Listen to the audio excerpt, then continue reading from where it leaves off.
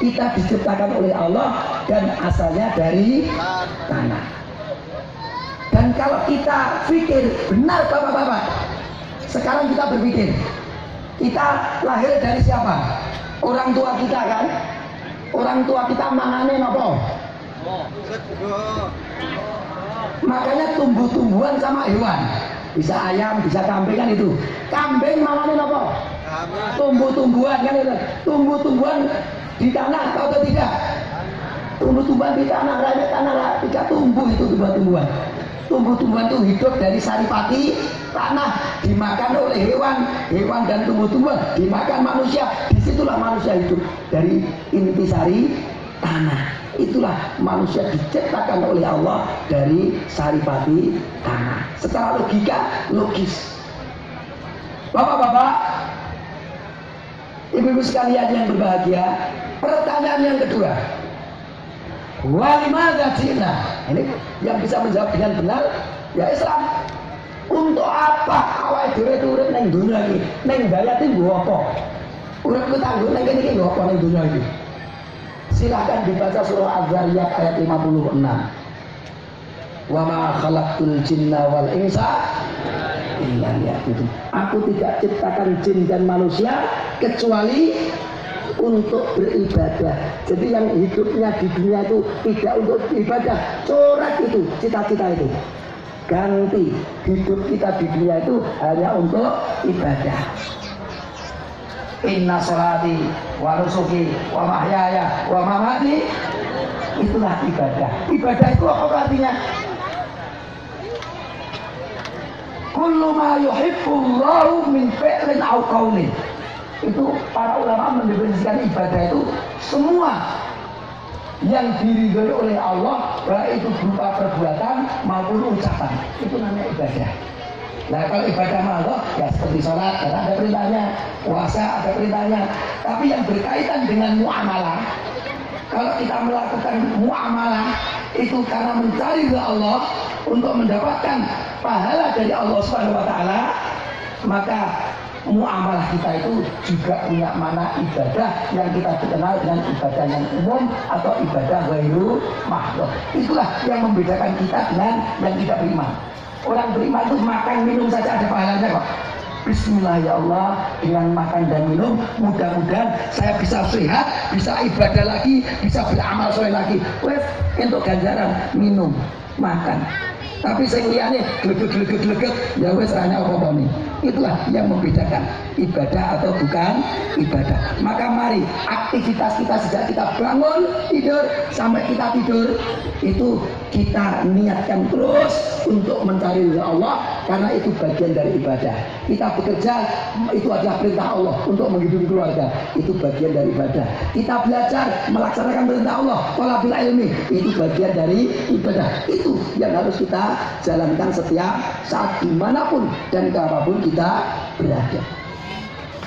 Hadirin hadirat sekalian yang berbahagia, waktunya tinggal 1/4 jam.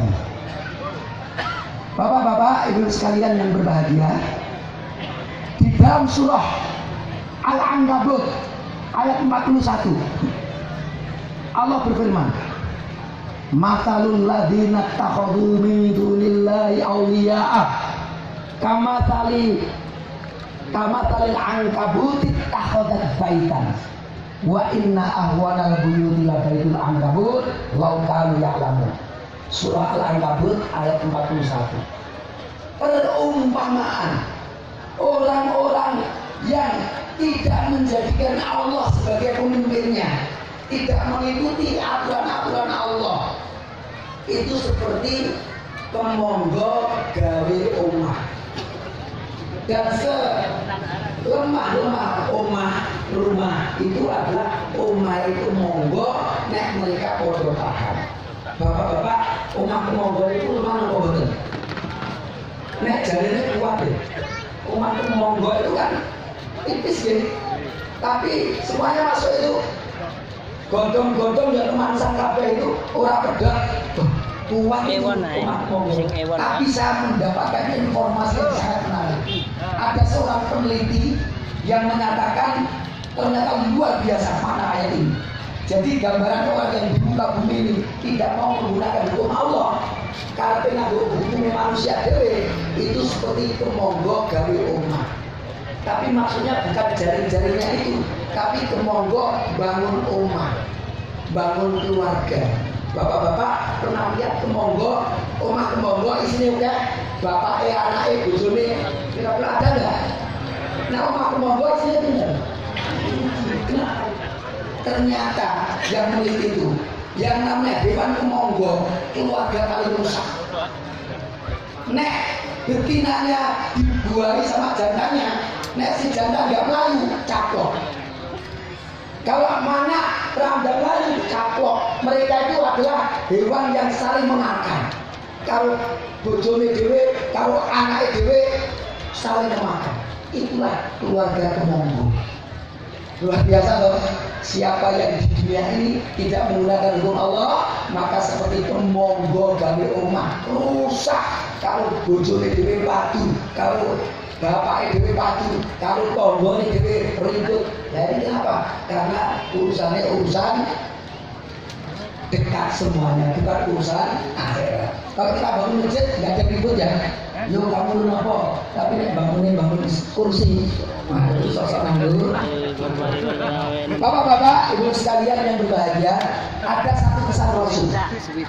Ada satu pesan Rasulullah Shallallahu Alaihi Wasallam. Kun fi dunya ka'annaka gharibun aw 'abidun sabil. Hiduplah kamu di dunia ini seakan-akan kamu itu orang asing. Jadi kita diminta oleh Rasul hidup di dunia itu seperti orang asing. Saya pernah jadi orang asing selama 9 tahun di Baghdad. Dapat beasiswa, tinggal belajar kok. Tapi bapak-bapak ibu, aku saya itu dari Kampung Morjo, Polokarto, Sukoharjo. Itu meskipun di Baghdad itu dapat beasiswa, ada asrama khusus, perlu bekerja sekali, belajar. Ini aku orang sekali merasa orang asing. Dan sedulurku, bapakku, KPR ini Morjo, ini kampung halaman.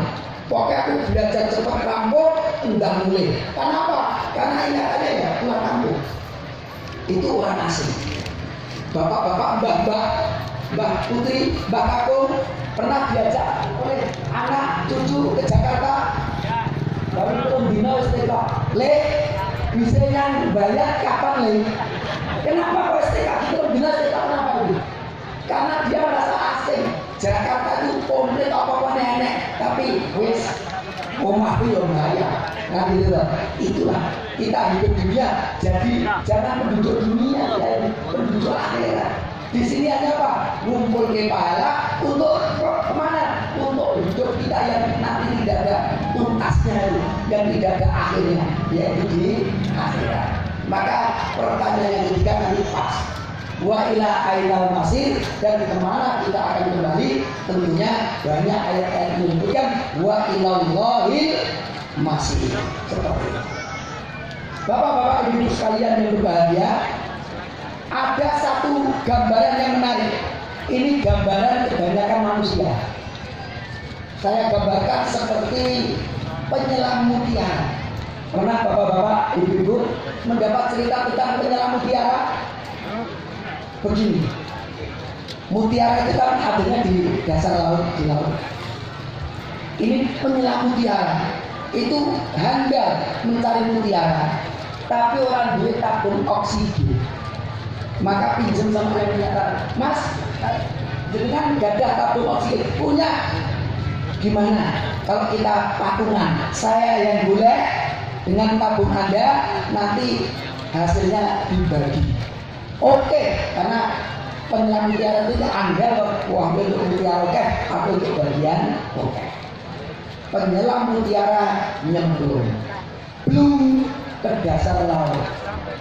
Tapi begitu nyemplung di dasar laut, si penyelam mutiara tadi melihat ikan yang berwarna-warni, warnanya merah, hijau, biru, kuning, besar, kecil. Kepengen ngambil dulu, wes dasar ikan yang bermacam-macam lagi.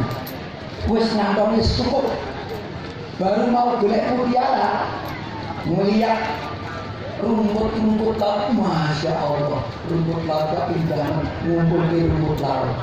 Wes ngumpul ke rumput laut, mau nyari mutiara, lihat pasir di laut, pasir yang laut itu ngapain men, baru golek pasir di laut, tahu-tahu tabung oksigennya bunyi, titik, titik, titik, artinya apa? Wes habis mau habis, ikan enggak, apa itu nang jero mati nih, gelagapan, maka terpaksa meninggal.